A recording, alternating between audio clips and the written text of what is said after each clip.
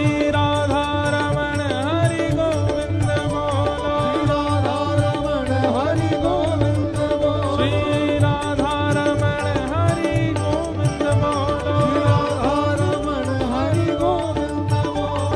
राधा रमण हरि गोविंद बोलो। जय जय श्री राम, जय जय श्री राम, जय जय श्री राम।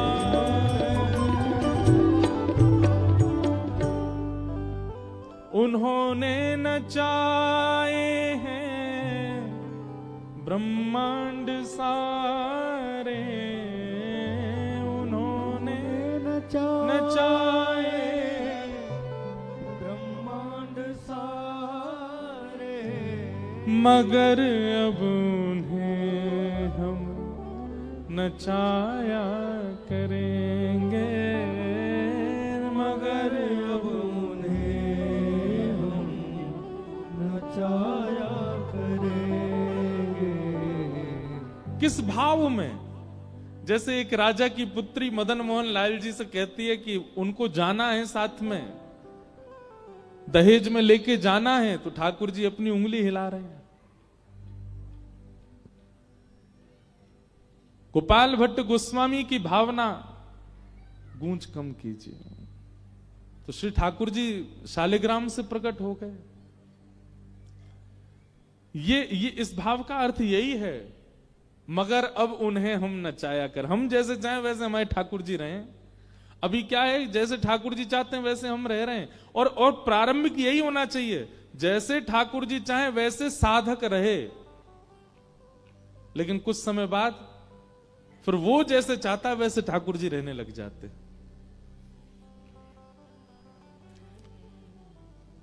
राम कथा में एक प्रसंग आता है केवट का, और केवट प्रसंग में एक भाव आता है कि जब केवट राम जी को नाव में बैठा लेता है, तो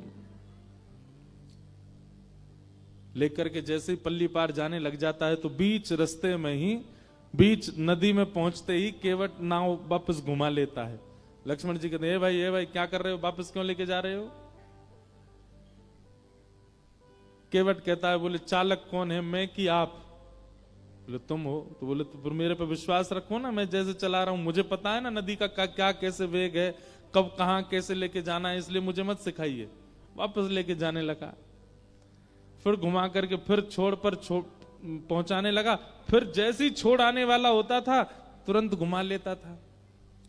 सीता जी भी थोड़ी सी परेशान तो हो गई, लक्ष्मण जी तो नाराज ही हो गए, लेकिन 2-4 बार में जैसे ही बार बार घुमा लाता, नहीं छोड़ता पल्ली पार, तो अब की बार राम जी बोले, ए भाई ये क्या कर रहे हो तुम, इतनी देर हो गई, तुम क्यों बीच में हमको घुमा रहे हो, छोड़ दो ना पल्ली पार। केवट कहता, बस 3-4 बार में थक गए आप, और आप जो हमको 84 लाख बार नचाते रहते हो सब जगह, उसका क्या?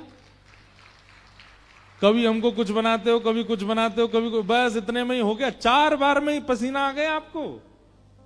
कभी मछली बनाते हो, कभी कुकर बनाते हो, कभी सूकर बनाते हो, कभी बिल्ली बना देते हो, कभी छिपकली बनाते हो, ना जाने कैसी कैसी योनियों में हमको नचाते रहते हो। हमने 4 बार बीच भंवर में क्या घुमा दिया, पसीना छूट गए आपके। उन्होंने नचाए हैं ब्रह्मांड सारे, मगर अब उन्हें हम नचाया करेंगे। कन्हैया कन्हैया पुकारा करेंगे, लताओं में ब्रज की गुजारा। एक बार 6-7 साल पहले हमारी कथा हुई नेपाल में, काठमांडू में। तो वहां पे एक भक्त हमको मिले, तो कुशा होती है ना, कुशा का एक ऐसा छोटा सा एक बना हुआ था पात्र, और ऊपर से भी कुशा के पात्र से ही वो ढका हुआ था। तो वो लाए, बोले महाराज जी मेरे गोपाल जी के दर्शन करो। तो मैंने वो हटाया, तो उसके भीतर छोटे से गोपाल जी और उनके अंदर मैंने एक अद्भुतता देखी। छोटे से लड्डू गोपाल और उनके पाम में एक धागा बंधा था और उस धागे से गैया बंध रही थी छोटी सी। मैंने की भैया भगत जी इधर आओ। मैंने ये क्या है? तुमने एक तो कुशाक के सूखी घास के पात्र में तुमने ठाकुर जी धर रखे हैं, ऊपर से मैं तुमने पाम से गैया क्यों बांध रखी है?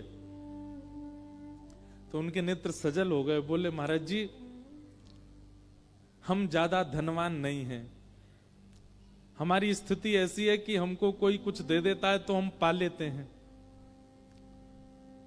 हमारे मन में ऐसा भाव आया कि हमारी स्थिति तो ऐसी कि 4-4 दिन तक भी कई बार भूखा रहना पड़ता है, पर ठाकुर जी से हमारा बहुत प्रेम है, ठाकुर जी की हम बहुत सेवा करते हैं, पर इनको राग भोग श्रृंगार 3 चीजें प्रिय, हम इनका भोग नहीं लगा पाते। इसलिए हमने भावना रखी है, एक छोटी सी गैया हमको किसी ने दे दी तो वो गैया हमने भीतर छोड़ रखी है और हमने लाल जी से कह रखा है जब जब आपका मन हुआ करे तब आप इनका जो है दूध पी लिया कीजिए और हमें छोड़ के मत जाइएगा, भले ही चाहे गैया के दूध से ही पेट भर लो, हमें छोड़ के मत जाना कभी। और वो क्या बोले पता है आपको? सुन के आश्चर्य होगा। बोले महाराज जी ठाकुर जी के लिए भोग तो मैं रोज नहीं लगा पाता, पर रोज थोड़ी बहुत घास तोड़ करके गैया के सामने डाल देता हूं भीतर। मैंने क्यों? बोले गैया पालेगी तो दूध बनेगा, ठाकुर जी दूध पी लिया करेंगे।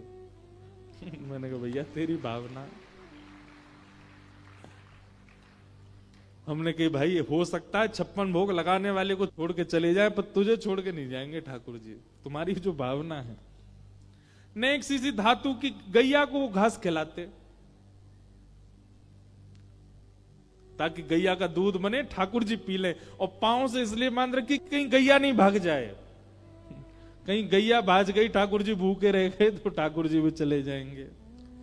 भाव के वश में है भगवान,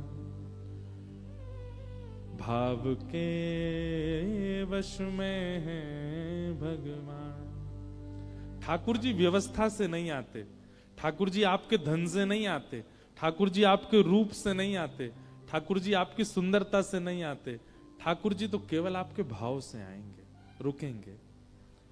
तो अब मेरे पीछे जो स्वरूप है ठाकुर जी का,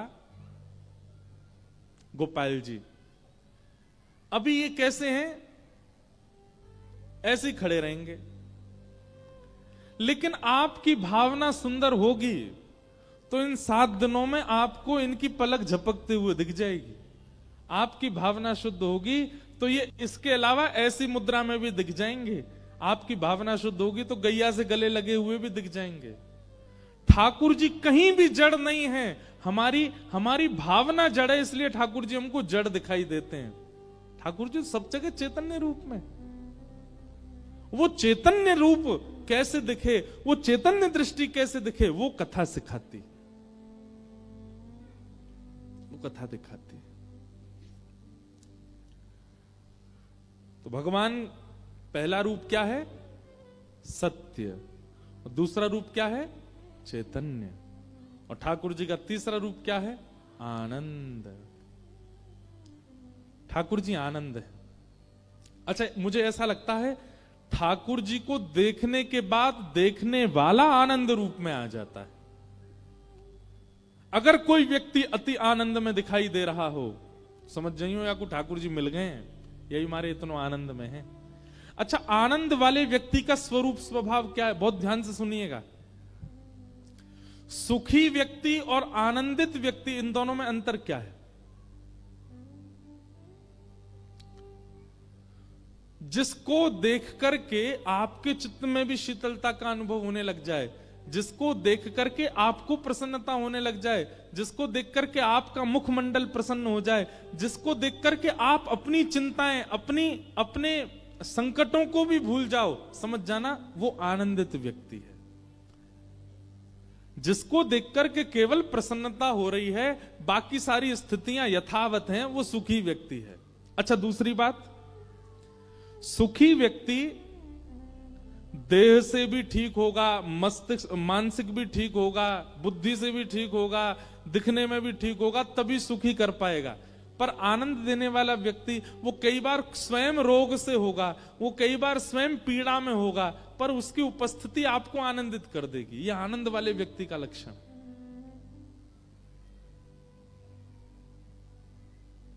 हमारे वृंदावन के पूज्य श्री प्रेमानंद जी महाराज, वो स्वयं देह से कई बार उतने उचित नहीं है, उतनी अच्छी अवस्था में नहीं है, पर उनको देख के लाखों आनंदित हो जाते हैं, करोड़ों आनंदित हो जाते हैं। ये आनंददायी व्यक्ति का लक्षण है। भक्तिमती मीराबाई, मैं कथा में बताया करता हूं कि मीराबाई का जब विवाह हो गया तो उनकी ससुराल में संतों की भीड़ होने लग गई। जब तक मीराबाई का विवाह नहीं हुआ तब तक मेड़ता में भीड़ होती थी, संत महात्मा आते थे। और विवाह होने के बाद जब मीराबाई मेवाड़ चली गई तो मेवाड़ में संतों की भीड़ होने लगी। एक दिन मीराबाई के पतिदेव ने जाकर के सब संतों से पूछा, आप लोग मीरा को देखने क्यों आते हो? उसका रूप सुंदर है इसलिए, या वो वस्त्र बहुत अच्छी पहनती हैं इसलिए? तो सब संतों ने क्या उत्तर दिया? सब संत कहते हैं, बोले देखिए आपकी तो वो गृहिणी है इसलिए आप शायद उस रूप को ना देख पाओ, पर मीराबाई की सुंदरता या वस्त्र आभूषण देखने नहीं आते हम। जो भक्ति हमारे मन में तीर्थ जाकर के प्रकट नहीं हो पाती, वो भक्ति मीराबाई को देखने से प्रकट हो जाती है, इसलिए हम मीराबाई को देखने आते हैं। हमारा मन अत्यंत शांति का अनुभव करने लग जाता है, हमारे मन में श्याम सुंदर भ्रमण करने लग जाते हैं, रमण करने लग जाते हैं मीराबाई को देखने मात्र से। हम सब भूल जाते हैं, इसलिए हम मीराबाई को देखने आते हैं। सुखी व्यक्ति को देख करके आप सुखी हो सकते हो, पर कांस्टेंट सुख नहीं रहेगा, लंबे समय का सुख नहीं रहेगा। लेकिन एक आनंदित व्यक्ति को एक बार देखने के बाद भी आप लंबे समय तक आनंदित रहोगे। ये आनंदित व्यक्ति और सुखी व्यक्ति में अंतर है।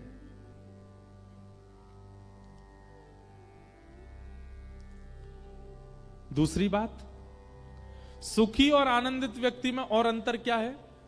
अभी ठाकुर जी की बात नहीं हो रही, केवल भक्तों की बात हो रही है।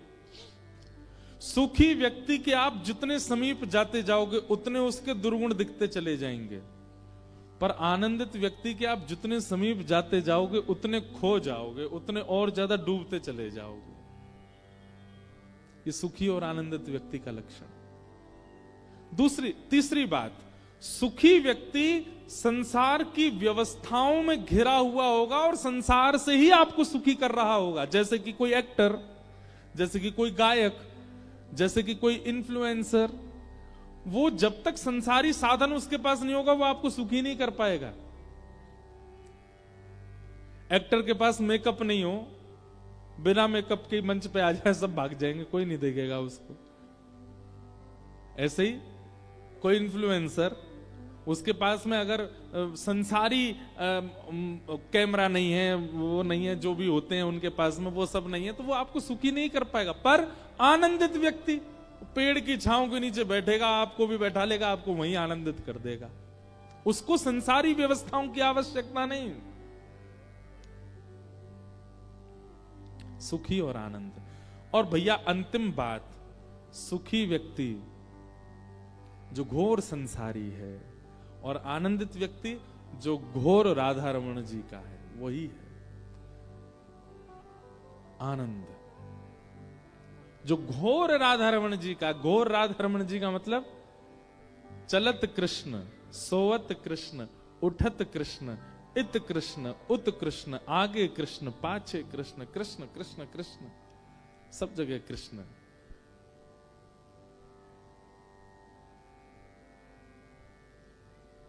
आनंद। तो भगवान का तीसरा रूप क्या है? आनंद।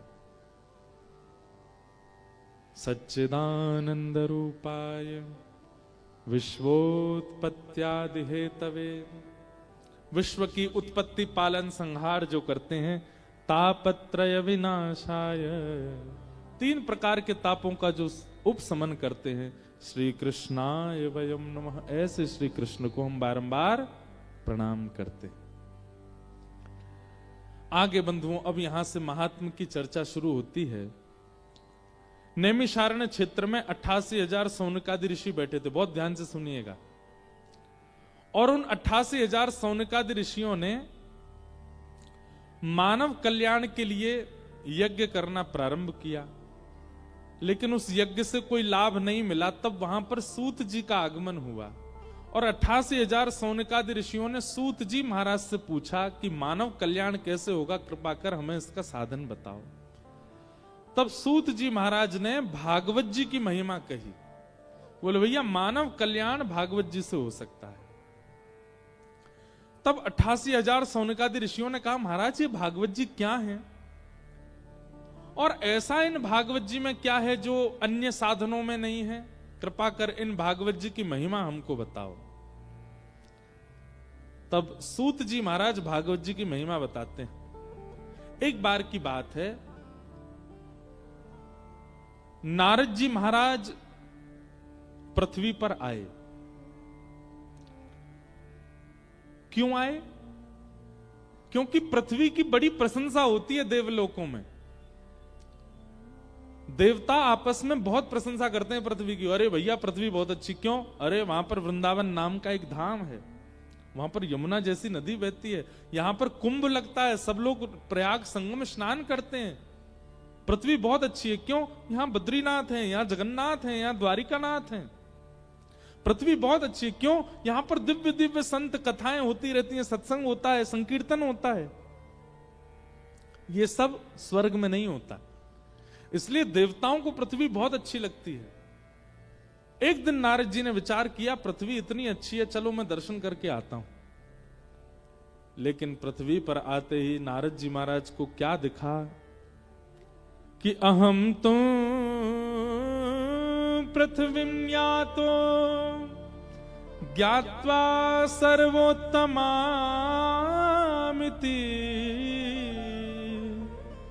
पुष्करं च प्रयागं च काशीं गोदावरी तथा हरिक्षेत्रे कुरुक्षेत्रे श्रीरंगं सेतुबन्धनम्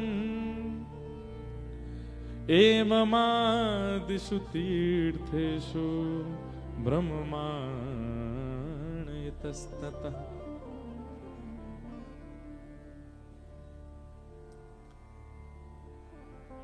नारद जी पृथ्वी पर आए। एक बात संसारी है, आप जब किसी की बहुत ज्यादा महिमा सुन लेते हैं ना, तो आप अपने मन में बहुत सारी एक्सपेक्टेशंस बना लेते हैं उस वस्तु से।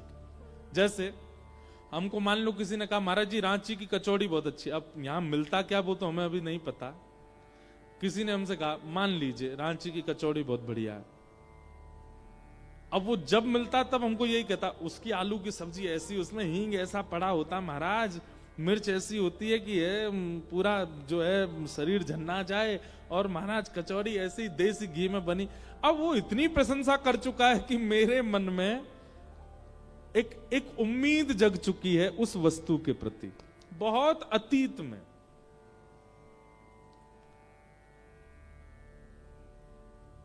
अब जैसे ही मैं उस वस्तु का सेवन करने जाऊंगा ना, ये स्वाभाविक बात है कि वो मेरी उम्मीद से थोड़ी कम स्वादिष्ट ही होगी। ये स्वाभाविक बात है। अब यहां पर भी देखिए संसार और आध्यात्म, इनमें अंतर। संसारी वस्तु की आप जितनी ज्यादा ख्याति सुनोगे, जब उसको भोगने जाओगे तो वो ख्याति से थोड़ी कम ही स्वादिष्ट दिखेगी। और आध्यात्मिक वस्तु का आप जितना ज्यादा श्रवण करोगे, जब उसका अनुभव करने जाओगे तो जितना आपने उम्मीद नहीं रखी थी उससे कई गुना ज्यादा स्वादिष्ट लगेगा। आध्यात्म, यह भी अंतर है संसार में और आध्यात्म में। हमने वृंदावन का यश गाया, वृंदावन ऐसा, वृंदावन ऐसा, वृंदावन के ब्रजवासी ऐसे, वृंदावन के बंदर ऐसे, वृंदावन की यमुना जी ऐसी, वृंदावन के संत ऐसे। अब इतना आपने वृंदावन सुन लिया, जब आप पहली बार वृंदावन जाओगे, अगर वास्तव में शुद्ध भावना से जाओगे तो आपने जितना सुना उससे कई गुना ज्यादा आपको वृंदावन मिलेगा।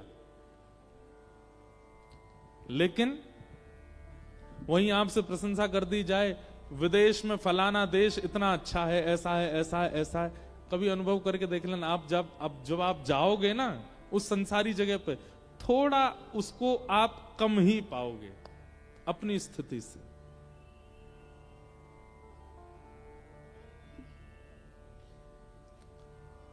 संसारी वस्तु और आध्यात्मिक वस्तु में यही अंतर है। अब नारद जी आए थे संसार देखने, यहां आकर के देखा कि महाराज यहां तो सब कुछ बिल्कुल जैसा सुना वैसा कुछ भी है ही नहीं, कि सत्यम नास्ति तपः शौचम दया दानम न विद्यते पाखंड निरता संतो विरक्ता सपरिग्रह। इसीलिए कहते हैं ज्यादा किसी से उम्मीद मत रखिए। जो नए नए यहां पर लड़का लड़की बैठे हैं, बहुत ध्यान से सुनना, अगर आपका ब्याह होने वाला है तो अपने होने वाले जो पतिदेव हैं या पत्नी जी हैं उनकी ज्यादा प्रशंसा मत सुन लेना पहले, क्योंकि आप बहुत ज्यादा सुन लोगे। कई होते हैं ना, उनको बड़ी बहुत ही रहता है कि हमारा ब्याह किससे हो रहा है उसके बारे में जांच पूरी करो, इससे पूछो उससे पूछो उससे पूछो उससे पूछो। अब इतना ज्यादा पूछ के फिर आप उम्मीद इतनी बना लोगे, सामने वाला व्यक्ति जब समीप आएगा, विवाह होगा, संग रहने लगोगे तो आपकी उम्मीद खट्टी हो जाएगी। इसलिए संसार के संबंधों में उम्मीद कम ही रखिए, थोड़ा कम ही उसके बारे में सुनिए, उससे संबंध अच्छा रहेगा। तो नारद जी महाराज आए तो आकर के देखा महाराज पृथ्वी पर तो सब कुछ विपरीत है। भागवत जी में बहुत सुंदर वर्णन, सत्यम नास्ति, यहां के लोग सत्य नहीं बोलते। हमारी माने तो आप 1 महीना पहले दिन से लेकर के और 30 तारीख तक अपने आप से अनुभव कीजिए कि आप कितनी बार सत्य बोलते हैं। अच्छा, सत्य का मत कीजिए, एक काम कीजिए, काउंटर ले लीजिए, एक मशीन आती है, मशीन रखिए और वो मशीन अपने पास रख के आप जब जब असत्य बोलते हैं तब तब उसका बटन दबाइए, पूरी सावधानी से, नाटक नहीं करना है, जिम्मेवारी से। और 30 तारीख को उस मशीन को देखिएगा आप, तब तक देखना नहीं आंकड़ा कितना पहुंचा। आप स्वाभाविक महीने में जितना झूठ बोलते हैं स्वाभाविक से 50% कम बोलेंगे, क्योंकि एक मशीन है ना आपके पास। आप जब भी झूठ बोलने जा रहे होगे आपको संकेत होगा मुझे मशीन में काउंट करना पड़ेगा, तो झूठ नहीं बोलोगे। लेकिन उसके बाद भी आप आंकड़े देख करके हैरान हो जाओगे कि मैंने 1 महीने में इतना झूठ बोला है। हमारा स्वभाव बन चुका है असत्य।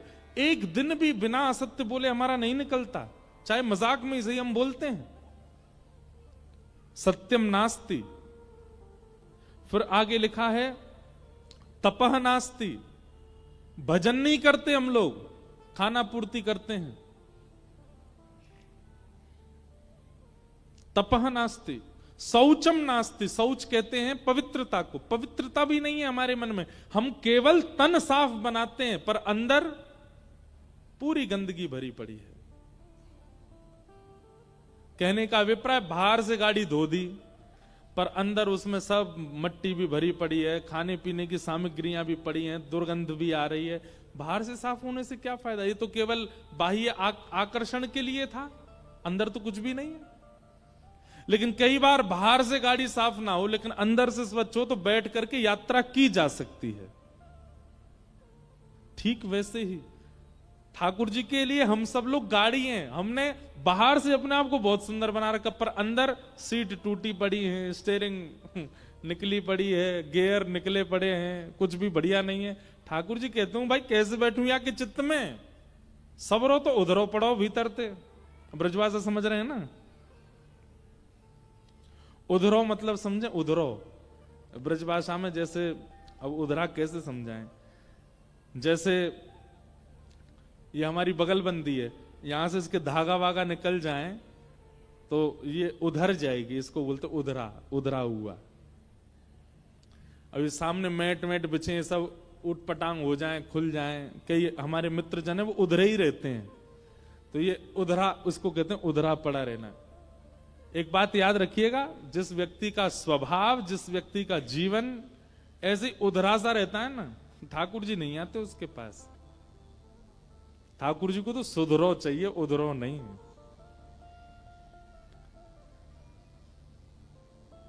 तो ठाकुर जी बाहर से देखते हैं, क्या बढ़िया महाराज, सुंदर जो है, क्या है वो, क्या लगा रखा है, बोरो प्लस लगा रखी है, जे लगा रखा है। बाहर से तो बढ़िया डिओड्रेंट परफ्यूम महक रहा है, बिल्कुल चटकदार कपड़े पहन रखे हैं, लेकिन भीतर शौचम नास्ति, पवित्र नहीं है। ठाकुर जी नहीं बैठते। तपह नास्ति, दानम नास्ति, शौचम नास्ति, कुछ भी नहीं है। कैसे हम लोग मंदा सुमंद मतयो, हमारी बुद्धि कैसी है, बोले मंद है। जिस कार्य को श्रेष्ठता से किया जा सकता है, हम लोगों की बुद्धि ऐसी चलती है कि इसको, अब देखो जैसे कुंभ में संगम स्नान है, अब सब लोग अपने अपने आंकड़े लगा रहे हैं संगम में कैसे नहाया जाए। कोई कह रहा वहां से कूद जाओ तो नहा लोगे, कोई कह रहा यहां से नाव में बैठ के चले जाओ तो नहा लोगे, कोई कह रहा यूं कर लो यूं। सब अपनी अपनी बुद्धि लगा रहे हैं। अरे भैया, आज मैंने कहीं सुना, वो सुबह उसमें आ रहा था सोशल मीडिया पे, बोले लोग गलत कर रहे हैं, यमुना जी में क्यों नहा रहे हैं। अरे नहाना है तो संगम में नहाइए या गंगा जी में नहाइए, यमुना जी में। अरे नहीं, हमने एक कथा में भी कहा, तीर्थ का मतलब होता है केवल तीर्थ, वह स्पेसिफिक जगह नहीं होती है। जहां बिहारी जी विराज रहे हैं वही मंदिर ही वृंदावन नहीं है, जहां पर यमुना जी बह रही हैं वही वृंदावन नहीं है। 84 कोस दूर दूर तक पूरा वृंदावन है। आप किसी वृक्ष को भी प्रणाम करके चले जाओगे तो बिहारी जी के प्रणाम के समान ही फल मिलेगा। आप संगम में जाकर के चाहे यमुना जी में नहा लीजिए, गंगा जी में नहा लीजिए, किसी भी घाट किसी भी कोने में स्नान कर लीजिए, आपका अमृत स्नान ही माना जाएगा। पर लोगों में होड़ लगी, नहीं जहां 2 धार मिल रही है वहीं नहाना है हमको। तो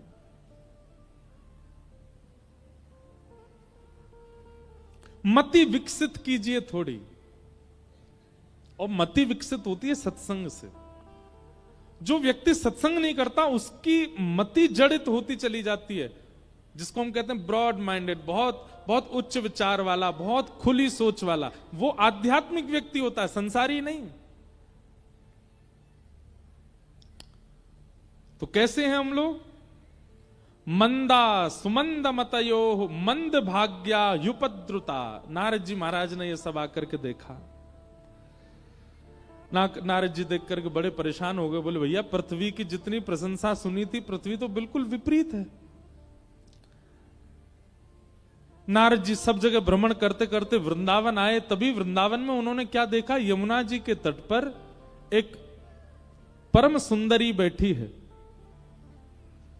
और उस सुंदरी की गोद में 2 वृद्ध लेटे हैं। एक युवती की गोद में वृद्धों का लेटा हुआ देखना ये कोई उचित तो नहीं।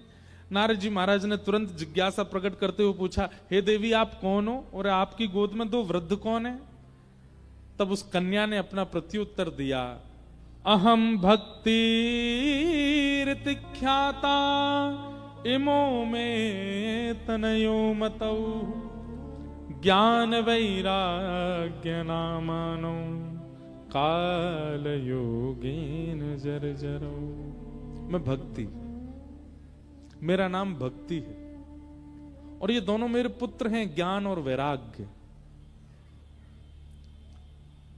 मुझे सब भजते हैं, भक्ति सबके चित्त में है, पर ज्ञान और वैराग्य नहीं है। इसी कारण मैं तो युवा हूं क्योंकि मुझे सब चाहते हैं, पर मेरे वृद्ध बालक हो चुके हैं क्योंकि इनको कोई नहीं चाहता। मैं अपनी कथाओं में कहा करता हूं बंधुओं, भक्ति पथ पर चलने के बाद भी, भक्ति मार्ग पर आ जाने के बाद भी हम निराश क्यों हैं, हम हताश क्यों हैं, हम उदास क्यों हैं? क्योंकि भक्ति के पुत्र ज्ञान और वैराग्य हमारे पास नहीं है। केवल भक्ति है, ज्ञान नहीं है। एक भक्त था, गोपाल जी की सेवा करता था। किसी ने उसको जाके कहा, ए भाई तू गोपाल जी की सेवा कब से कर रहा है? बोले हो गए 7-8 साल हो गए। बोले 7-8 साल में भी तू आज भी छोटे से घर में ही रहता है, तेरा ना तो व्यापार बढ़ा, तेरा ना धन की वर्धन हुआ, ना तू घर बना पाया। उस व्यक्ति को लगा हाँ बात तो सही है। बोले तू देवता बदल दे, ये गोपाल जी तो छोटे से घर में ही राजी रहेंगे, तू एक काम कर महादेव की उपासना कर। देखा, महादेव की उपासना करने वाले को सोने की नगरी लंका मिल गई। उसके मन में तुरंत अविश्वास आया, ये अज्ञान है। अज्ञान आपके अंदर है, ये आपको कैसे पता चले? ठाकुर जी के प्रति एक बार भी, या ठाकुर जी के जनों के प्रति, या ठाकुर जी के धाम के प्रति एक बार भी आपके चित्त में अविश्वास आ जाए, समझ जाना कि आपके अंदर अज्ञान है, ज्ञान नहीं है। लेकिन कोई कुछ भी कह जाए, कोई कितना भी बोल जाए, धाम के प्रति, नाम के प्रति, ठाकुर जी के प्रति, लीला के प्रति और ठाकुर जी के जनों के प्रति आपके चित्त में कभी अविश्वास ना आवे, समझ जाना भक्ति के साथ ज्ञान है।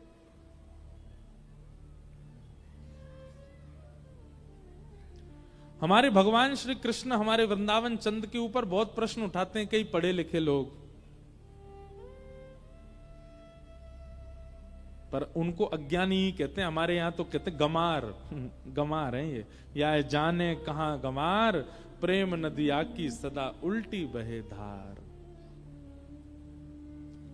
तो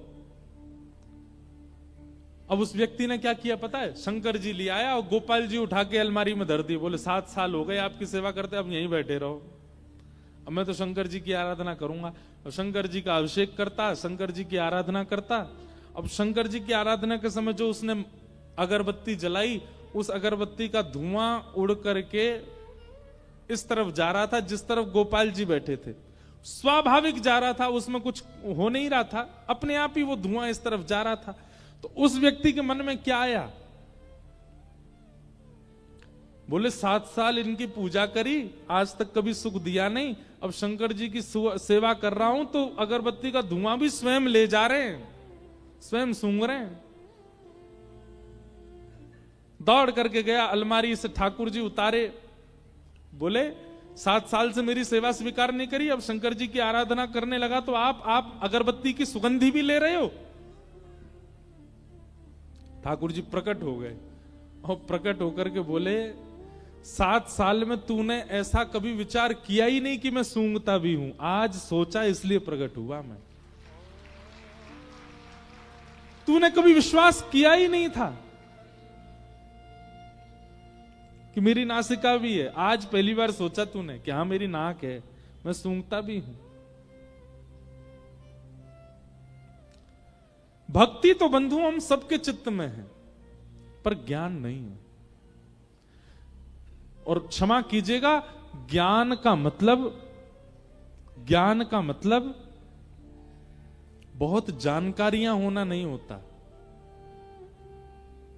विवेकशील बुद्धि, कहां कब क्या करना है, कैसे करना है, और सबसे बड़ी बात भक्ति में अविश्वास का ना होना, यही ज्ञान है।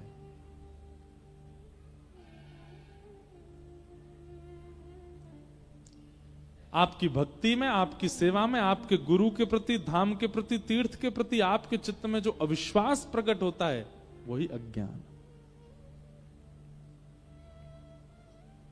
मीराबाई कभी यूनिवर्सिटी नहीं गई, किसी विद्यालय में नहीं गई पढ़ने, पर मीराबाई अपने जीवन काल के विश्राम दिवस तक ठाकुर जी के प्रति अनन्य भाव से रहती थी, श्रद्धा रखती थी, पूर्ण समर्पण रखती थी, अविश्वास नहीं था। इसलिए महाज्ञानी है मीरा।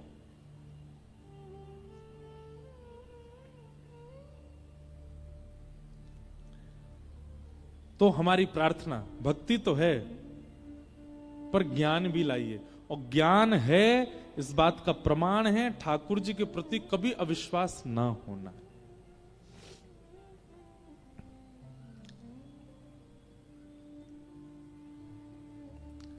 तो भक्ति के 2 पुत्र हैं, ज्ञान और वैराग्य। दूसरे पुत्र का नाम क्या है? वैराग्य। वैराग्य का मतलब क्या है? अपनी इच्छाओं का त्याग करना ही वैराग्य कहलाता है। साधक व्यक्ति, भक्त व्यक्ति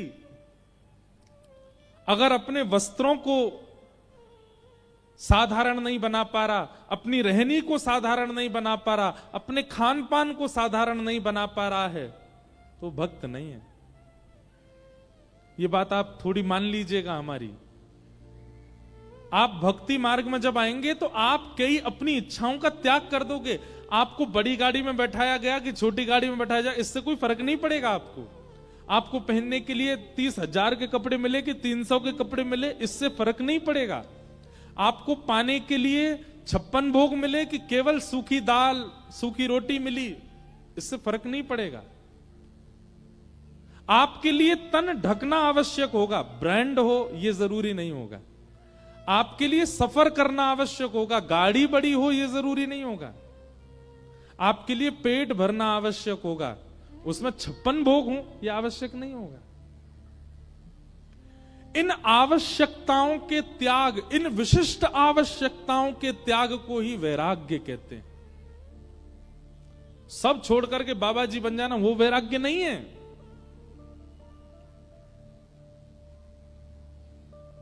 जो मिल जाए उसमें प्रसन्न है, जैसा मिल जाए उसमें प्रसन्न है, ये वैराग्य है। तो भक्ति के दो पुत्र हैं। अगर ये दोनों पुत्र आपके चित्त में नहीं आ रहे हैं और केवल भक्ति आ गई है, तो आपकी भक्ति आपको कभी प्रसन्न नहीं कर पाएगी। उस भक्ति से आप कभी आनंदित नहीं हो पाओगे, उस भक्ति से आप कभी ठाकुर जी का अनुभव नहीं कर पाओगे। इसलिए भक्ति के साथ साथ अविश्वास खत्म होना चाहिए, तभी ज्ञान आएगा। और भक्ति के साथ साथ इच्छाओं की निवृत्ति होनी चाहिए, तभी वैराग्य आएगा। और जब तक ज्ञान वैराग्य नहीं आएंगे, आप अपनी भक्ति से प्रसन्न नहीं हो पाओगे। तो भक्ति के दो पुत्र हैं, ज्ञान और वैराग्य। दुनिया सब भक्ति करती है, ज्ञान और वैराग्य के लिए कोई नहीं, इसलिए दोनों वृद्ध हो गए। तब भक्ति महारानी ने नारद जी से कहा, मेरे पुत्रों को युवान करने का कोई साधन बताओ। ज्ञान और वैराग्य दोनों युवा कैसे होंगे?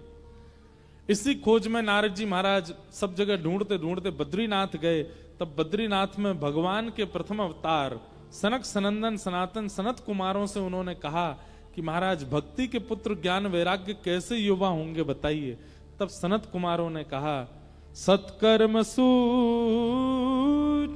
नूनम ज्ञान यज्ञ स्मृतो बुधई श्रीमद् भागवतालाप सतु गीत सुकादि। एक ही उपाय है, क्या? सुखदेव जी के द्वारा सुनाई गई जो भागवत की कथा है, यदि भागवत की कथा तुम ज्ञान वैराग्य को सुना दोगे तो वे दोबारा युवा हो जाएंगे। एकमात्र भागवत जी में वो सामर्थ्य है कि वो ज्ञान वैराग्य को उत्थापित कर सकते हैं। बहुत ध्यान से सुनिएगा मेरी बात। आप कथा में क्यों आए हैं? क्योंकि भक्ति आपके चित्त में है। तो यहां आकर के प्राप्त क्या करना? आप ऑलरेडी भक्त बन गए हो, फिर यहां क्यों आए हो? आप भक्ति प्राप्त करने नहीं आए हो, ज्ञान और वैराग्य को उत्थापित करने आए हो। ज्ञान और वैराग्य हमारे चित्त में जो जीर्ण शीर्ण हो चुके हैं, उनको उत्थापित करने के लिए आप कथा में आए हैं। हमारे माइक कभी कभी ढीमे पड़ जाते हैं। बालकों की आवाज कितनी तेज होती है। कभी कभी हमें लगता है हम भी बालक होते, ऐसे ही जोर जोर से कथा सुना रहे होते। तो इनको बढ़िया बिस्किट खिला लाओ, बाहर ले जाके टॉफी दे देना। इधर देखो सब लोग, अरे मैया कैसो रो रो लाला। हमको इसलिए लग रहा उसने वो मंकी कैप पहना ना, इतनी सर्दी तो है नहीं यहाँ पे, बेचारे का मुंह बंद हो गया है। ले उतर गया, लो शांत भी हो गया। और जोर से रो रहा है। सब लोग इधर देखो। जय हो झारखंड वासी। आप लोग सुनते तो बहुत ध्यान से, बस कभी कभी बीच में थोड़ी ऊधम हो जाते हैं। तो क्या बता रहा था मैं? ज्ञान और वैराग्य। 7 दिनों में आपका उद्देश्य क्या होना चाहिए? बहुत ध्यानपूर्वक इधर देखिए हमारी तरफ। आपका उद्देश्य, कई लोग कहते हैं भक्ति में आगे कैसे बढ़े, भक्ति उत्थापित कैसे हो, हमारी भक्ति सजग कैसे हो, हम भक्ति में ठाकुर जी का दर्शन कैसे करें। आपके अंदर भक्ति है, पर वो भक्ति प्रसन्न कब होगी? जब उसके बालक चित्त में आएंगे, उसके बालक ज्ञान और वैराग्य। आपने किसी मां को अच्छे आसन पर बैठा दिया, मां की सारी व्यवस्थाएं अच्छी कर दी, पर बालकों को दुखी कर दिया। जिसके बालक दुखी हों वो मां कैसे प्रसन्न रह सकती है? भक्ति को आपने हृदय आसन पर बैठा रखा है। अब आगामी 7 दिन तक आपका उद्देश्य क्या होना चाहिए? कि ज्ञान और वैराग्य भी आए चित्त में। ज्ञान का मतलब क्या है? भक्ति में ठाकुर जी के प्रति कभी भी अविश्वास ना हो तो समझ जाना ज्ञान आ गया आपके चित्त में। और वैराग्य क्या है? अपनी इच्छाओं की कटौती करना, अपनी इच्छाओं से निवृत्त होना। ये एक प्रकार का वैराग्य। ये 2 चीजें कथा से आपको सीखनी है। वृंदावन जाने के बाद वृंदावन का रस जिस पर चढ़ जाता है वो व्यक्ति जोगी जैसा क्यों हो जाता है? वो तिलक लगाए घूम रहा है, जटाएं बना लेता है सामान्य से। अभी कुंभ में ऐसा हुआ, ट्रेंड बन गया। अब बाहर के लोग नहाने आते हैं तो जबरदस्ती की जटाएं लगा करके और संतों की तरह रुद्राक्ष पहन करके, त्रिपुंड लगा करके। ये कोई बाह्य आवरण, कोई आडंबर नहीं है। त्रिपुंड लगा लिया, रुद्राक्ष माला धारण कर ली और फिर उसके बाद गंगा स्नान कर रहे हैं और फिर फोटो वोटो खिंचा के बस डाल दो, फिर जाके अपना वही जीन्स टी शर्ट पैंट में डोल रहे हैं, फटे हुए कपड़े पहन के घूम रहे हैं। केवल कुंभ में आए इसलिए संत जैसा भेष बना लेते हैं। नहीं, जब भक्ति में वैराग्य आता है तब वह भेष अपने आप प्रकट होता है, बनाना नहीं पड़ता।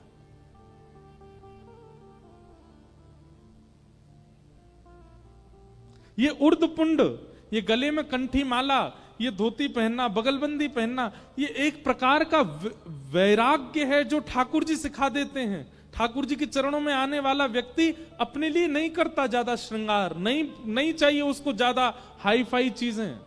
वो सामान्य में रहना उसको अच्छा सामान्य मिले तो भी अच्छा, हाई फाई मिल जाए तो भी अच्छा, दोनों में सम रहता है। भक्ति के साथ में वैराग्य होगा तो।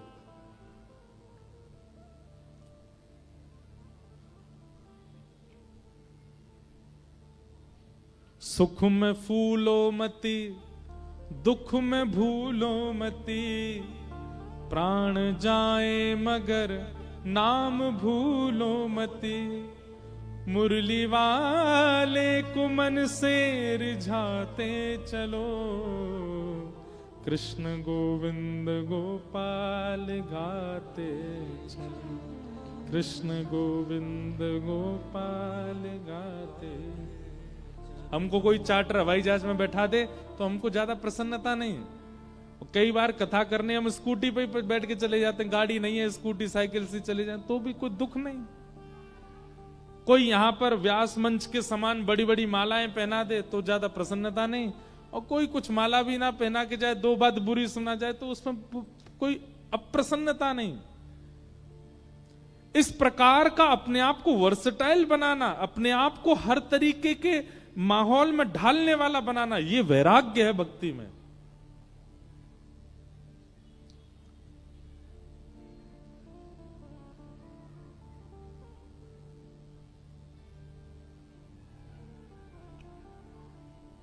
भक्ति के 2 पुत्र ज्ञान और वैराग्य, इन दोनों के उत्थापन के लिए भागवत की कथा कराओ।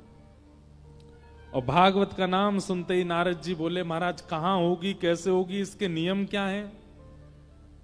तब सनत कुमारों ने बताया, बोले गंगा के तट पर आनंद नाम का वन है, वहां कथा कराओ। जितने श्रोता आएंगे सबके खान पान प्रसाद की व्यवस्था रखो। एक बढ़िया सुंदर वृक्ष बड़ा सा ढूंढो जिसकी छांव में सब बैठ सकें। ऊंचा एक व्यास मंच बनाओ, व्यास मंच पर व्यास जी के बैठने की व्यवस्था करो।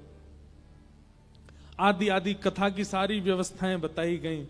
नारद जी महाराज ने सब व्यवस्था की और व्यवस्था में कथा जैसे ही प्रारंभ हुई, भक्ति ज्ञान वैराग्य तीनों आए।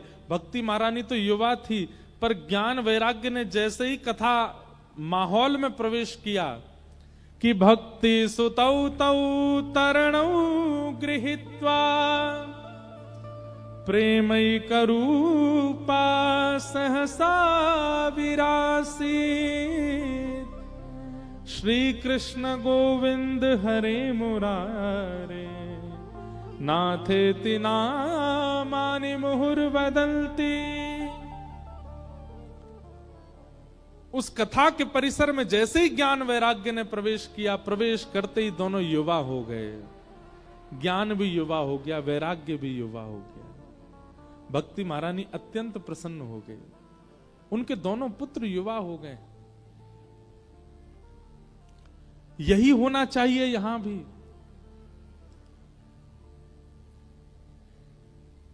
हमारी प्रसन्नता का कारण भक्ति में सजगता, और भक्ति में सजगता का कारण ज्ञान वैराग्य का उत्थान चित्त में। ये कथा से होगा। ज्ञान और वैराग्य के मार्ग को अपनाइए।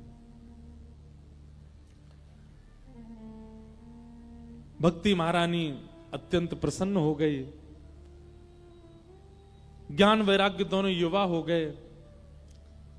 नारद जी महाराज ने प्रश्न किया और सनत कुमारों से पूछने लगे, महाराज कृपा करके मुझे यह बताइए, कथा सुनने से कौन कौन से पापी अपने पापों से मुक्त हो जाते हैं? कितने प्रकार के पाप कथा सुनने से मुक्त होते हैं? और यहां पर सनत कुमार कह रहे हैं, कौन कौन से पाप करने वाला व्यक्ति अगर कथा में आवे तो उसके पाप निवृत्त हो जाते हैं।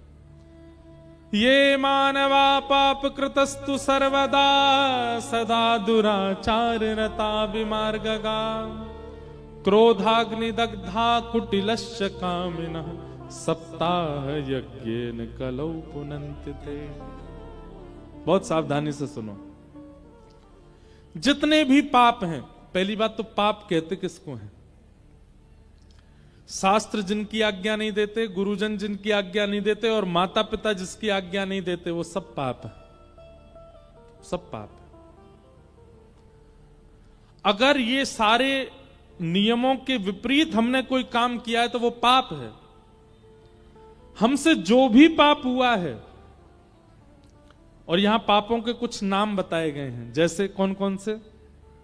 सबसे पहला पाप दुराचरण। ध्यान पूर्वक सुनिएगा।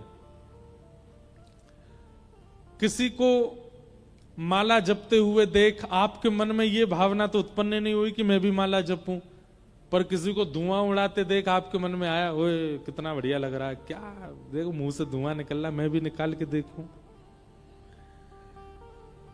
किसी को चंदन तिलक लगा करके आपके मन में भावना नहीं आई कि मैं भी लगाऊं, पर किसी की फटी जींस देख करके, किसी के ऊट पटांग वस्त्र देख के आपके मन में आया, मैं भी खरीदूं, मैं भी पहनूं, कितना बढ़िया लगूंगा, कूल लगूंगा मैं भी।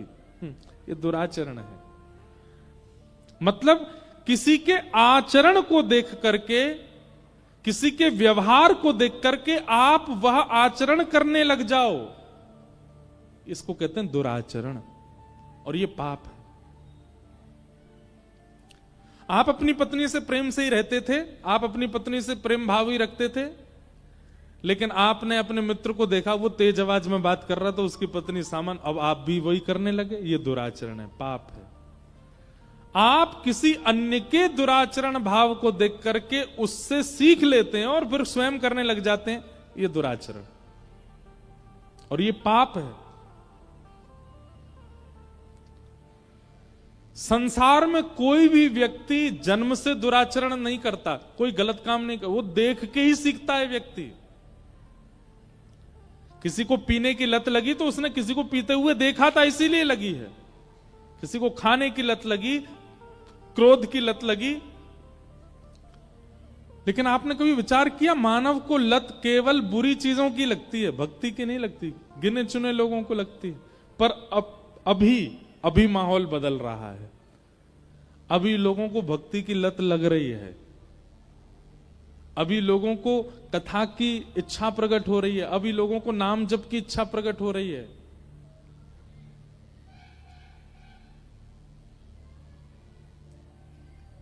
दुराचरण, किसी के दूषित व्यवहार को देख करके आप भी वह करने लग जाओ, ये पाप है।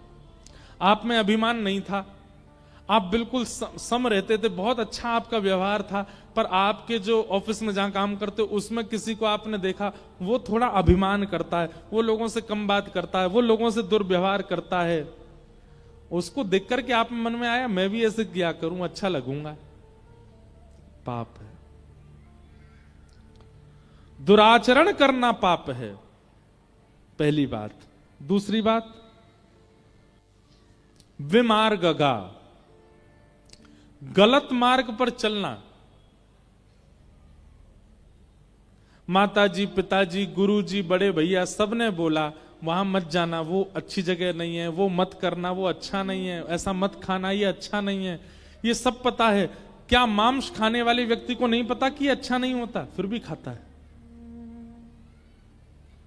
मांस खाने वाला, किसी जानवर को मार के खाने वाले व्यक्ति को क्या नहीं पता कि यह पाप है, पर फिर भी खाता है? एक बात बोले, ना पता हो कि पाप है तो कुछ गलत करे तो इतना पाप नहीं लगता, लेकिन जानते हुए भी उसको करना, ये तो महापाप लगता है, घोर पाप लगता है। और मांस खाने वाले सब लोग घोर पाप ही कर रहे हैं। क्यों? उनको पता है कि एक जानवर मारा गया है हमारे लिए, फिर भी खाते हैं उसको। इसी को कहते हैं विमार्ग। शास्त्र मना करते हैं, वेद पुराण मना करते हैं, गुरुजन मना करते हैं नहीं खाओ, फिर भी खाते हैं। विमार्ग, जिस मार्ग के लिए मना किया गया उस मार्ग पर चलना, यह महापाप है। और क्रोधाग्नि दग्धा, तीसरा पाप क्या बताया? भयंकर गुस्सा।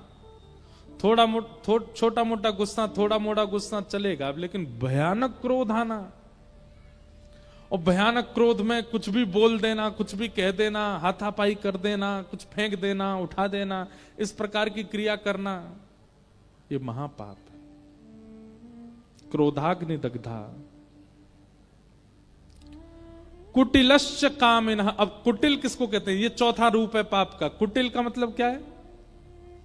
आपके मुंह पे क्या बोलेगा? बहुत अच्छे बेटा, अच्छे से पढ़ाई करना, खूब अच्छे जाना आगे, इतने परसेंटेज मुझे चाहिए तुम्हारे, 80% से कम नहीं आने चाहिए।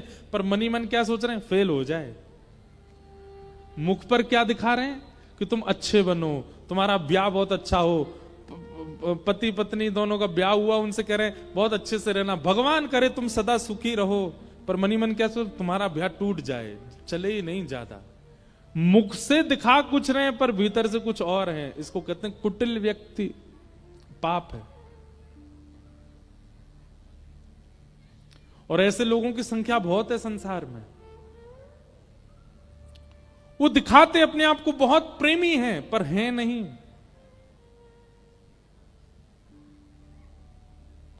कामिनः, काम भावना चित्त में, जिसको देख लें, जिसके स्वरूप का दर्शन कर लें, जिस स्थान पर चले जाएं, उनके चित्त में केवल काम ही आता और कोई बात ही नहीं आती। ये महापाप के लक्षण हैं। ऐसा व्यक्ति अगर परिवर्तन की भावना से अपने दोष को आगे रख करके अगर कथा सुनने बैठे, तो कथा उसके उस दोष को नष्ट कर देगी। जैसे कि कोई व्यक्ति दुराचरण करता है और वो अपने दुराचरण के भाव को जानता है, बोले मैं बहुत जल्दी इंप्रेस हो जाता हूं गलत करने वाले लोगों से। कई लोग ऐसे होते हैं, वो पीते नहीं है पर वो पिलाते हैं सबको। उनको देखना ही अच्छा लगता है, पियो पियो बढ़िया, ये आपस में लड़ेंगे मुझे बहुत आनंद आएगा। ये दुराचरण है, ये पाप है। एक मिला था मुझको, कहीं एक बालक आया, बोले महाराज जी एक बात पूछनी है। मैंने क्या? मैं पीता नहीं हूं। मैंने कहा तो मेरे जो मित्र हैं उनको मैं पिलाता हूं। मैंने फिर वो आपस में लड़ते हैं, मैं देख के आनंद करता हूं। मैं तो पानी ही पीता हूं, पर उन लोगों पे हजारों रुपया खर्च करता हूं, क्योंकि पी के फिर उनके सच निकल के आते ही आते। मैंने कहा बेटा उनको जितना पाप लगेगा ना, मल्टीप्लाई इंटू 1000 होके तुझको लगेगा। तू करवा रहा हूं उनसे पाप। ये दुराचरण है। दुराचरण करने वाला व्यक्ति अगर कथा सुने तो उसका दुराचरण भाव दूर होगा, लेकिन सुनने से नहीं होगा। मैं ऐसे कितने लोगों को जानता हूं, हजारों कथाएं सुन चुके हैं, लेकिन आज तक उनके हृदय का काम नहीं मरा, आज तक उनके हृदय में कोई परिवर्तन नहीं आया। वो आज भी वैसे ही हैं, कोई परिवर्तन उनके जीवन में नहीं कर पाए हम।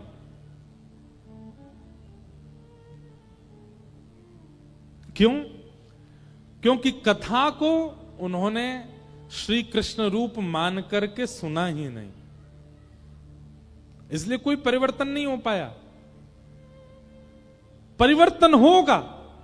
सबसे पहले तो आप वक्ता की वाणी के प्रति पूर्ण विश्वास रखो, भरोसा रखो। दूसरी बात, कथा को केवल शब्द ना मान करके साक्षात ठाकुर जी का रूप मानो।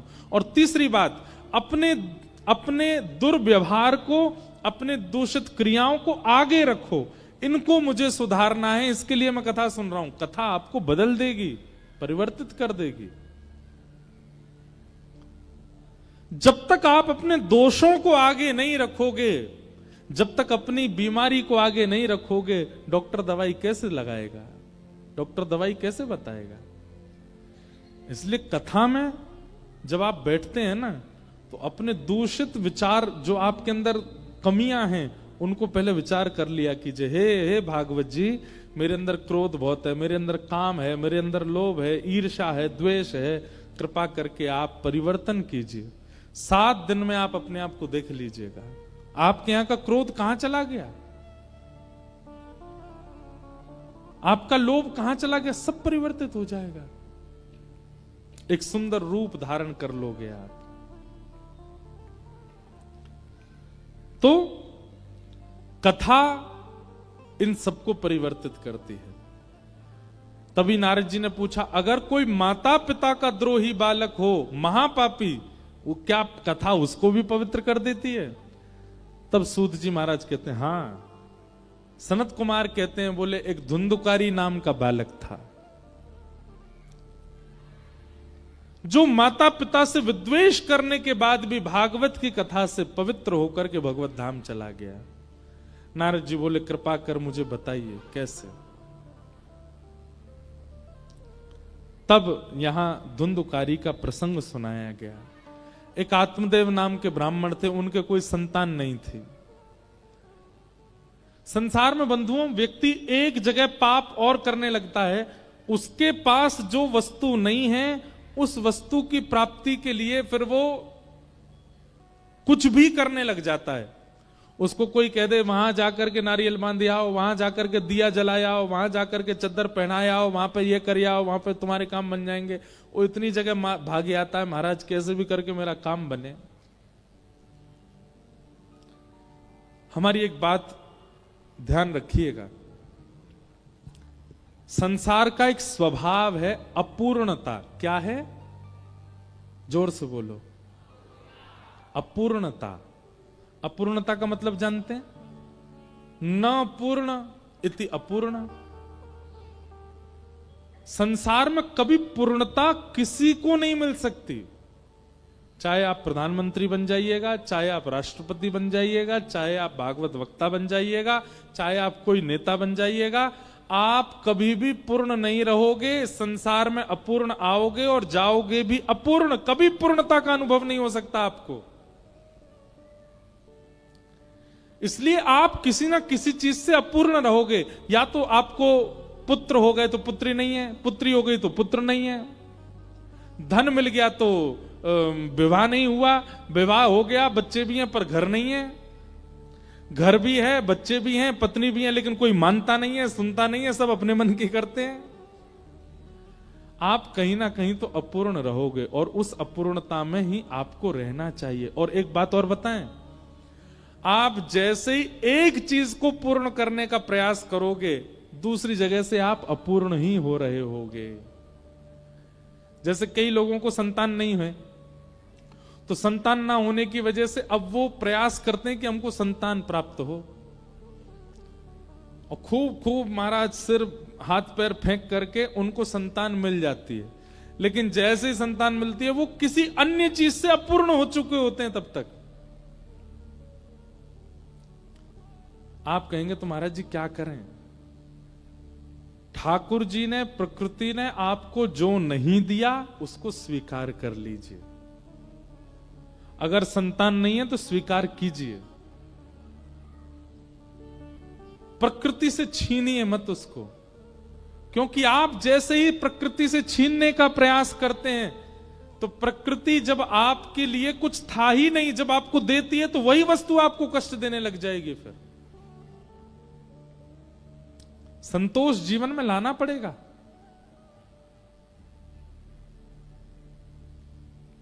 आत्मदेव जी के पुत्र नहीं था, लेकिन श्री आत्मदेव जी बड़े अप्रसन्न रहते थे। पुत्र कैसे मिले कैसे मिले, तो कभी ब्राह्मणों के पास, संतों के पास, सबके पास जाते, लेकिन कोई भी कोई उपाय नहीं बता पाया। तो आत्मदेव जी आत्महत्या करने चले गए एक दिन। बोले बिना संतान के क्यों रहूं, आत्महत्या करने के लिए गए। तभी एक महात्मा ने उनको रोका। बोले तुम आत्महत्या क्यों कर रहे हो? बोले मेरे संतान नहीं है। बोले अरे तो इतनी छोटी सी बात पे आत्महत्या करोगे?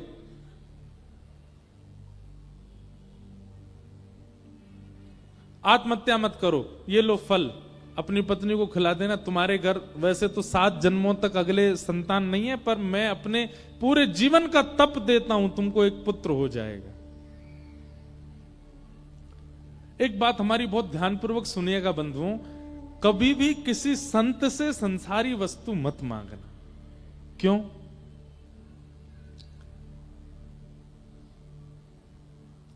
क्योंकि संतों के पास देने के लिए केवल भजन है, और जब आप उनके सामने संसार मांगोगे तो वो मना नहीं करेंगे, भजन के बदले संसार देंगे। और क्षमा कीजिएगा, भजन के बदले अगर संसार मिला तो उस संसार से आप कभी प्रसन्न नहीं रह पाओगे। इसलिए हमारी प्रार्थना है, महापुरुषों से, महत्पुरुषों से संसार कभी मत मांगना। भाई धनवान व्यक्ति धन ही दे सकता है, गुणवान व्यक्ति गुण ही दे सकता है, भजनवान व्यक्ति संसार कैसे दे देगा? भजन ही तो देगा आपको। लेकिन हम लोग क्या करते हैं, कई लोग हमारे पास भी, हम तो जबकि संत भी नहीं है, हम तो केवल कथा वक्ता है, हम कहीं जाते आते हैं, महाराज जी हम पे थोड़ी कृपा कर दो, हम बड़े दुखी डोल रहे हैं आजकल, हमारे काम धंधे नहीं चल रहे, कुछ करो तो। अरे भाई मैं क्यों कथा करता, मैं भी कोई फैक्ट्री खोल लेता, अपने सिर पे हाथ धर लेता, चल भैया तेरी फैक्ट्री खुल जाए। कई माताएं, कई भाई लोग आते हैं, माताएं आती हैं, हमारी बहू को आशीर्वाद दे दो महाराज जी। क्या दे दें आशीर्वाद, इतने साल हो गए इनको, अब आप कथा का एक फल ऐसा इनको प्रदान कर दें, संतान हो जाए। अरे आप संसार क्यों मांग रहे हैं? नहीं मांगना है। और हम मंच से कह रहे हैं, नीचे आके तो नहीं कह पाएंगे, कभी आपसे सामने बैठ के तो नहीं बोलेंगे, पर मंच से कह रहे हैं। जब आप किसी भक्त से, वैष्णव से, भजनानंदी से संसार की कामना करते हैं तो उससे मिलेगा, 100% मिल जाएगा जो मांगोगे, पर वो वस्तु फिर आपको वही वस्तु अप्रसन्न रखेगी, प्रसन्न नहीं हो पाओगे। एक बार एक हमारे जानकार हैं, उनका बेटा, उसने प्रेम विवाह की इच्छा प्रकट की। प्रेम विवाह करने के हम कोई विपक्षी नहीं है, पर प्रेम विवाह माता पिता और परिवार की रजामंदी से ही होना चाहिए, उनकी प्रसन्नता से होना चाहिए। माता पिता प्रसन्न है तो महाराज हमें क्या फर्क पड़ता, पड़े रहो, कहीं हम कर लेंगे कहीं जाके, ऐसा नहीं होना चाहिए। उनको रिझाइए, मनाइए, करिए, पर उनकी प्रसन्नता से। अगर वे अप्रसन्न हैं तो हाथ जोड़िए। तो एक हमारे संपर्क में थे, उनके पुत्र ने किसी से विवाह की इच्छा प्रकट की। अब सब लोगों ने, ज्योतिषियों ने, कई संतों ने, सबने कहा कि भाई इनका विवाह उचित है नहीं। माता पिता भी थोड़े से अप्रसन्न हो गए। देखिए, या तो दिखवाइएगा नहीं, और दिखवाने पर अगर थोड़ी चूक पता चल रही है तो फिर उस चूक का निवारण कीजिएगा।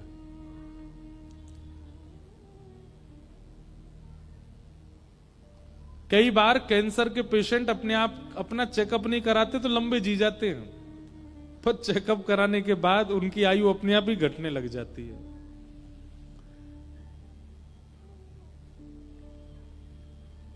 तो उन्होंने इच्छा प्रकट की कि मुझे उससे ब्याह करना है। अब ब्याह के लिए जब नहीं माना कोई भी, तो वो जिद करने लगे, नहीं मुझे तो उससे ब्याह करना है। तो उनके पिताजी अपने गुरुजी के पास गए, बोले कि बेटा बहुत जिद कर रहा है कि नहीं ब्याह तो वहीं करूंगा। तो उन संत ने क्या कहा, बोले कि 3 दिन का एक यज्ञ होगा, यज्ञ में कहना दोनों बैठे। 3 दिन का यज्ञ हुआ, दोनों बैठते थे जिनका विवाह होना था।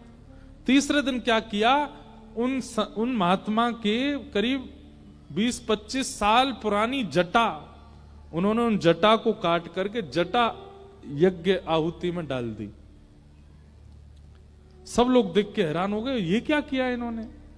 तब वो महापुरुष बोले, देखो ये बालक विवाह का जहां मन है इसका, वहां जो हमको दिखा उचित नहीं था, इसलिए हमने अपने 25 वर्ष के संपूर्ण तपस्या का फल दे दिया। 25 वर्ष तक तो इसको कुछ नहीं होगा। अगर कोई संकट आना होगा तो 25 वर्ष तक तो नहीं आएगा, 25 वर्ष बाद बालक, तब तक शायद मैं जीवित नहीं रहूंगा, तू अपना ध्यान रखियो बस। ऐसा किया।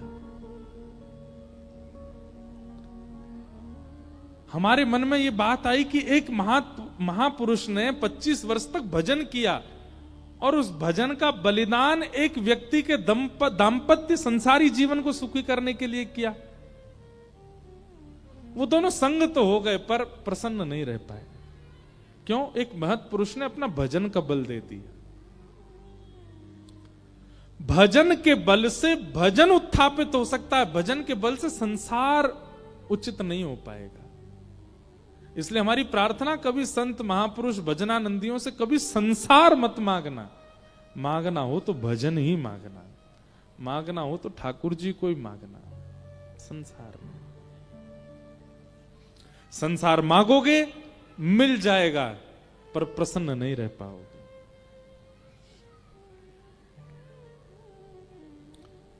मांगा है मैंने श्याम से वरदान एक ही, तेरी कृपा बनी रहे जब तक है जिंदगी। मांगा है मैंने श्याम से वरदान एक ही वरदान मांगो, आप कृपा बनाए रखना बस। धुंधुकारी गोकर्ण जी महाराज को, आत्मदेव जी को फल दे दिया संत ने। आत्मदेव जी ने जाकर के वो फल अपनी पत्नी को खिला दिया, लेकिन पत्नी ने फल खाया नहीं, गैया को खिला दिया। तो गैया के गर्भ से एक बालक ने जन्म लिया जिसका नाम हुआ गोकर्ण। और धुंधुकारी ने अपने सहेली के बालक को ही अपना बता दिया, उसका नाम रखा गया धुंधुकारी। धीरे धीरे दोनों बालक बड़े हुए। गोकर्ण पंडित ज्ञानी बना, धुंधुकारी महान दुष्ट हुआ, अपने माता पिता को ही मारने लगा, ऐसा व्यवहार माता पिता के प्रति करने लगा। माता पिता दुखी हो गए। मां ने तो अपने प्राण त्याग दिए कुआं में कूद करके, और पिताजी घर छोड़ के चले गए। जीवन में एक बात याद रखिएगा, माता पिता कभी अप्रसन्न ना हो आपकी किसी क्रिया से, चाहे जैसा जीवन आपने देखा हो।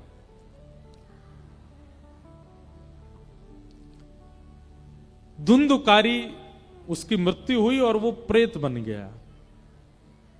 प्रेत बनने के बाद अब उसकी मुक्ति का उपाय कई किए, लेकिन वो मुक्त नहीं हो पाया। माता पिता से द्रोह करने वाला बालक मृत्यु के बाद प्रेत ही बनेगा। प्रेत बन गया, अनेक प्रयासों से भी मुक्त नहीं हुआ। तब श्री गोकर्ण जी महाराज ने उसके निमित्त भागवत की कथा की। सूर्य भगवान की आज्ञा से भागवत की कथा हुई और सप्ताह कथा होते ही धुंधुकारी प्रेत योनि से मुक्त होकर के भगवत धाम प्रस्थान कर गया। बोलो भक्तवत्सल भगवान की जय। तो श्रीमद् भागवत कैसी है? प्रेत पीड़ा को दूर करती है। अगर कोई प्रेत योनि में चला गया है और उसके निमित्त भागवत जी का पाठ करा दिया जाए तो वो प्रेत योनि से मुक्त हो जाता है। तो भागवत जी के महात्म्य में दो बातें प्रमुख रूप से बताई। पहली बात ज्ञान और वैराग्य का उत्थापन, और दूसरी बात प्रेत पीड़ा विनाशिनी, प्रेत पीड़ा से मुक्त करती हैं। ऐसी भागवत जी को हम बारंबार प्रणाम करते हैं। बोलो भागवत महापुराण की। भागवत जी का महात्मा हमने आज श्रवण किया। प्रथम स्कंद से हम लोग कल से कथा का प्रारंभ करेंगे। कथा का समय 3 बजे से है। आप लोग उससे पहले ही आ जाएं ताकि खूब आनंद विस्तार से कथा हो। आइए, वृंदावन के सप्त निधियों को बड़े प्रेम और भाव से, 7 ठाकुर हैं हमारे वृंदावन में, उनको प्रणाम करते हुए कथा को विश्राम देंगे। श्यामा हृदय कमल सो प्रगट्यो, श्यामा हृदय कमल सो प्रगट्यो, श्यामा हृदय कमल सो प्रगट्यो, श्यामा हृदय कमल सो प्रगट्यो, और श्याम हृदय कुभार वृंदावन मेरो वृंदावन, वृंदावन मेरो वृंदावन, हे श्री वृंदावन प्यारो वृंदावन, वृंदावन प्यारो वृंदावन, श्यामा हृदय कमल सो प्रगट्यो, श्यामा हृदय कमल सो प्रगट्यो, और श्याम हृदय कुभार वृंदावन मेरो वृंदावन, वृंदावन मेरो वृंदावन, हे श्री वृंदावन प्यारो वृंदावन, वृंदावन प्यारो वृंदावन, सब सुख सागर रूप उजागर रहे वृंदावन धाम, सब सुख सागर रूप उजागर रहे वृंदावन धाम, ओ सब सुख सागर रूप उजागर रहे वृंदावन धाम, सब सुख सागर रूप उजागर रहे वृंदावन धाम, हे मदन हे रूप गोस्वामी प्रकट कियो जहां, रूप गोस्वामी प्रकट कियो जहां, श्री रूप गोस्वामी प्रकट कियो जहां, रूप गोस्वामी प्रकट कियो राधा गोविंद रूप निधान, वृंदावन प्यारो वृंदावन, वृंदावन मेरो वृंदावन, हे श्री वृंदावन मेरो वृंदावन, वृंदावन मेरो वृंदावन, रूप गोस्वामी प्रकट कियो जहां, रूप गोस्वामी प्रकट कियो राधा गोविंद रूप निधान, वृंदावन प्यारो वृंदावन, वृंदावन मेरो वृंदावन, हे श्री वृंदावन मेरो वृंदावन, वृंदावन मेरो वृंदावन, बिहरतन दिन कुंज गलन में ब्रज जन मन सुख धाम, बिहरत निस दिन कुंज गलिन में ब्रज जन मन सुख धाम, बिहरत निस दिन कुंज गलन में ब्रज जन मन सुख धाम, हरत निश दिन कुंज गलिन में ब्रज जन मन सुख धाम।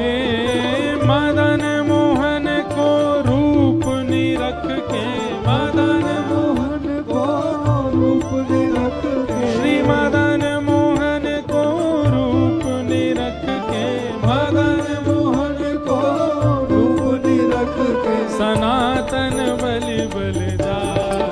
वृंदावन प्यारो वृंदावन, वृंदावन प्यारो वृंदावन, हे श्री वृंदावन मेरो वृंदावन।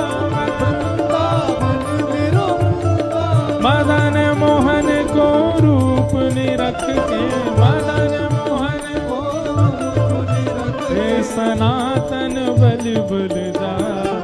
वृंदावन मेरो वृंदावन, वृंदावन मेरो वृंदावन, हे श्री वृंदावन प्यारो वृंदावन। वृंदावन मेरो वृंदावन।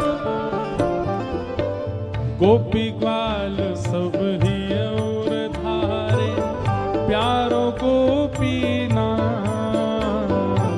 गोपी ग्वाल सब ही और धारे, प्यारो गोपीनाथ।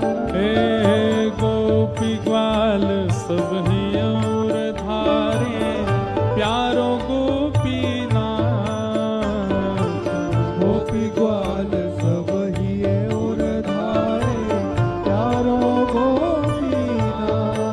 हे मधु पंडित जिन कंठ लगायो, मधु पंडित जिन कंठ लगायो, श्री मधु पंडित जिन कंठ लगायो।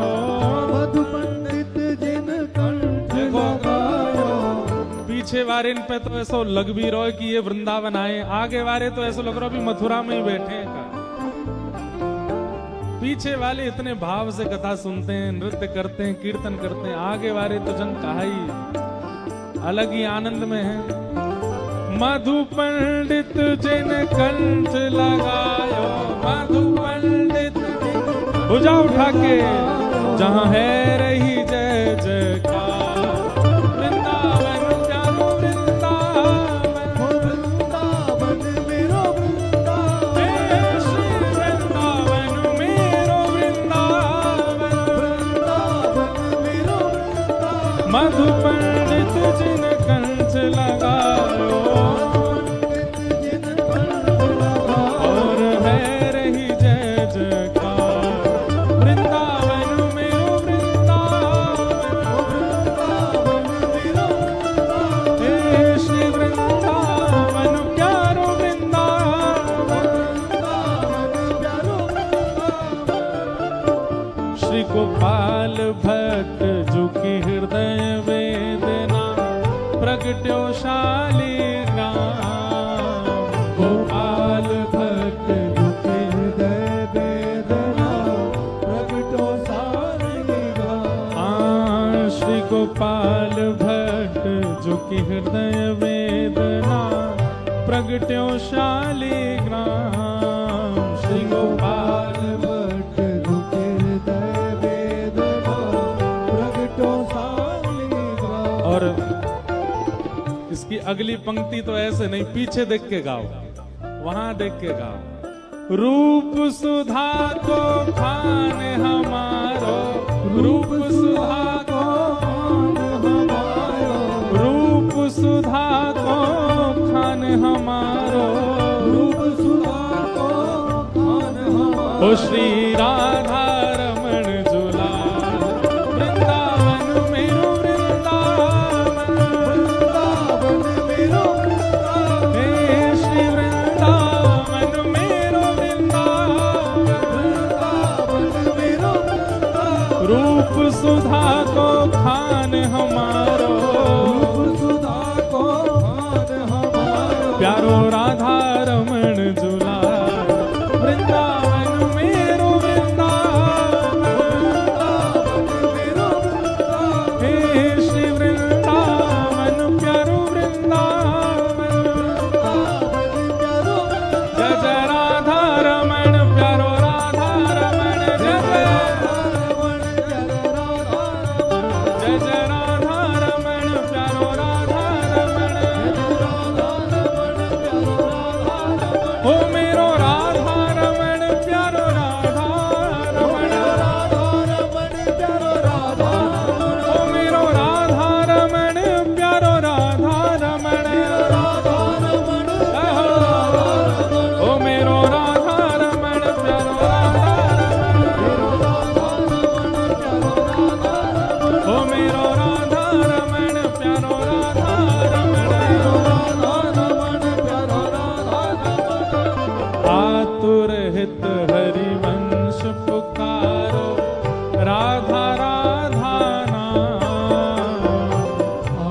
आतुर हित हरि वंश पुकारो राधा राधा राम।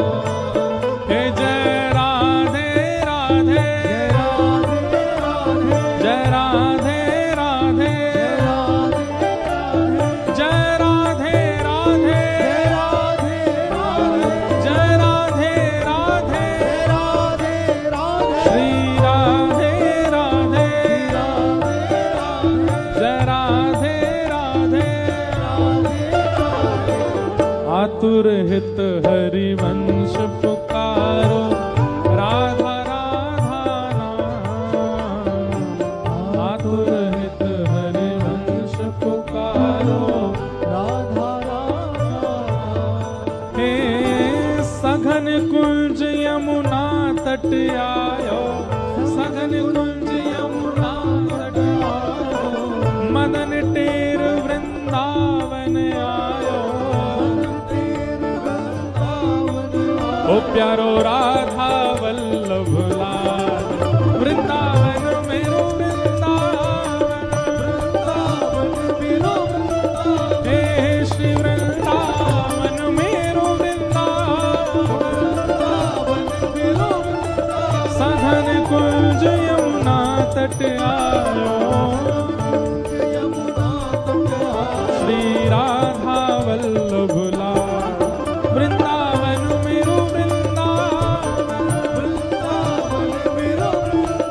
हे श्री वृंदावन मेरो वृंदावन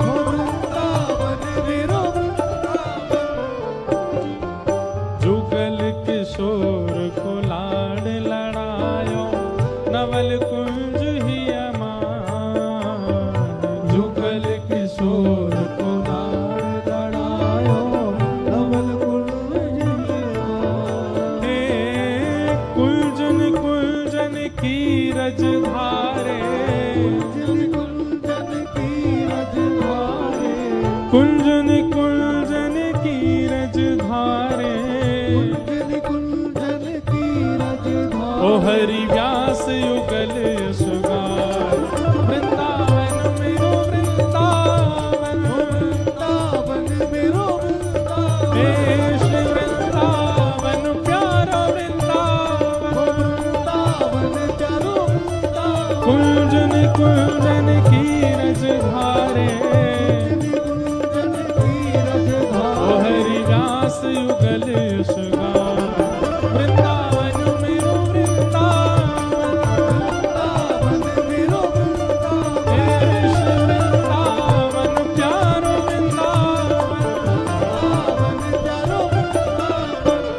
और जिस किसी ने एक बार भी वृंदावन के दर्शन किए हैं उसने हो सकता है राधा रमन जी ना गया हो राधा वल्लभ जी ना गया हो गोविंद देव आदि ना किए हों पर इनके दर्शन तो जरूर किए होंगे। हमारे वृंदावन के 7वें ठाकुर कौन है बताओ जोर से जय जयकार करके कहो बोल वृंदावन बिहारी लाल की।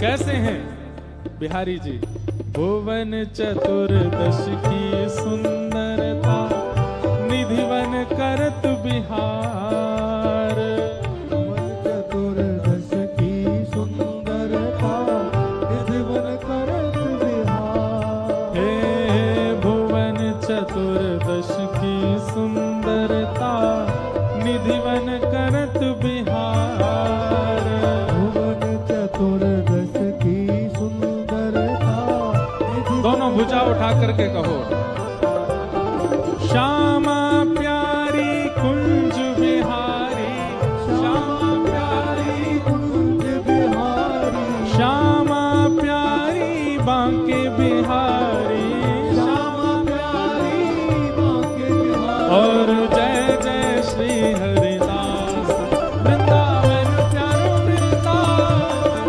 वृंदावन प्यारो वृंदावन हे श्री वृंदावन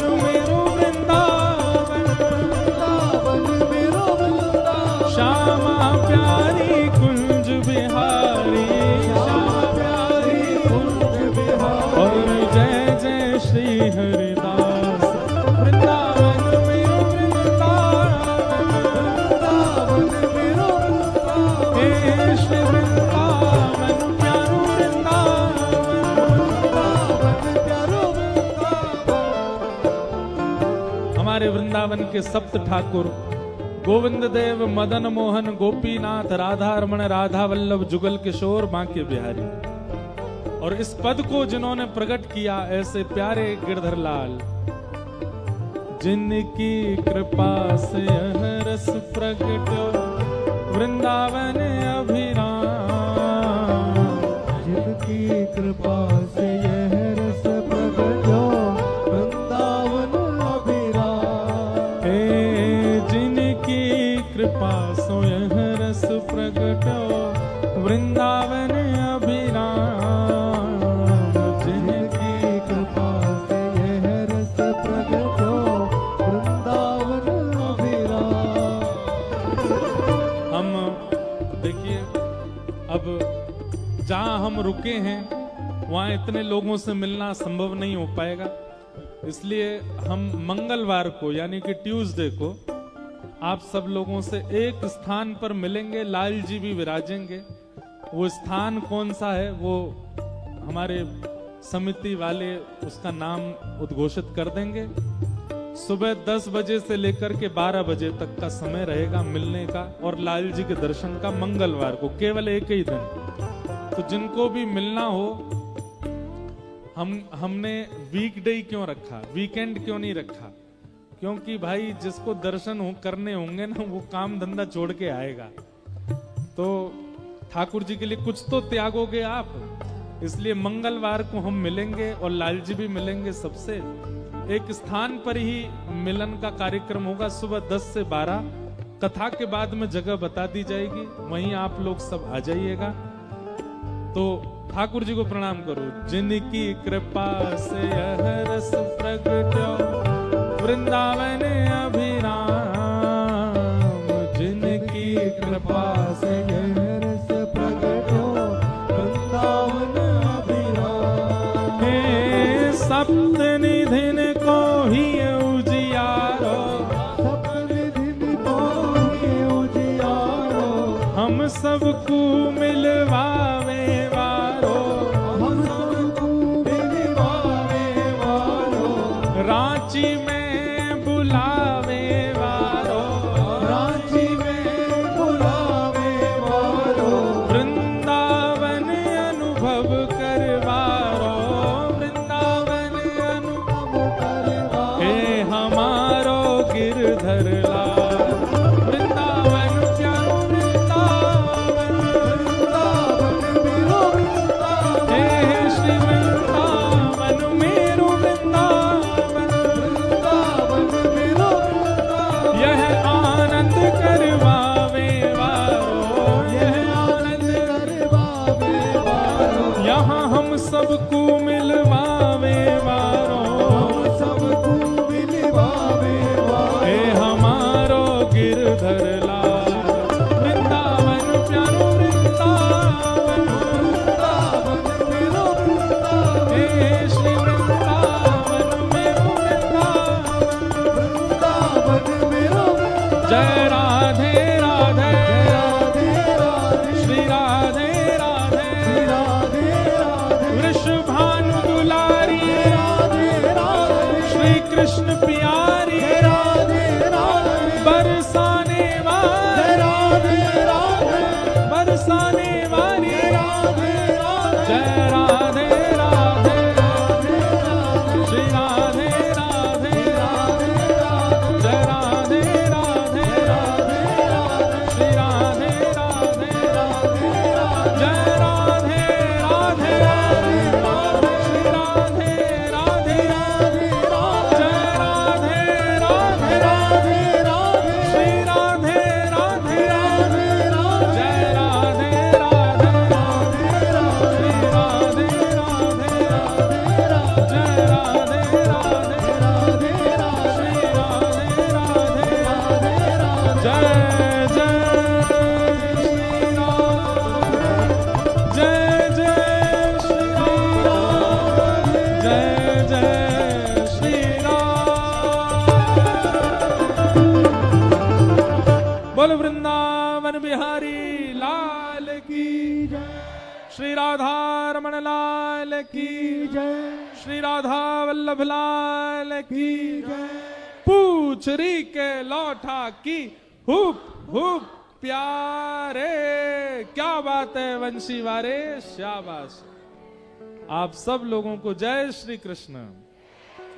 नेक और जोड़ते बोलो जय श्री कृष्ण, जय सिया राम, जय श्रीमन नारायण। कल फिर मिलेंगे 3 बजे। आप सब लोग पहले ही आकर के स्थान ग्रहण कर लीजिएगा और बड़े भाव से कथा रस में। हमको ऐसा मन हो रहा है कि रांची के लोगों का जो भाव है ना, वो ब्रजरस के प्रति बहुत है। तो कथा में थोड़े थोड़े ब्रजरस भाव आप सबको सुनाएंगे। ऐसा अपने आप ही मन में भाव आ रहा है, पर आप लोग बड़ी